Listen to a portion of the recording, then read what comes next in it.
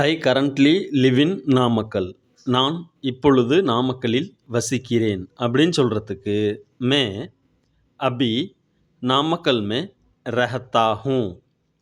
மே அபி நாமக்கல் மே ரஹத்தா ஹூம் அப்படின்னு சொல்லணுங்க. நான் நாமக்கல்லை சேர்ந்தவன் அப்படின்னா மே நாமக்கல் கா ரஹனே வாலா ஹூம். मैं நாமக்கல் கா ரஹனே வாலா ஹூம் அப்படின்னு சொல்லணுங்க. ஐ ஆம் ஃப்ரம் நாமக்கல்.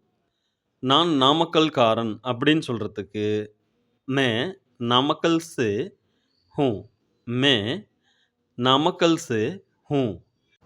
தன்னை பற்றி பேசுகிறது ஒரு ஆண்பாலாக இருக்கும் பட்சத்தில் ரஹத்தா வாலா இப்படிங்கிற வார்த்தைகள் குறிக்கணுங்க.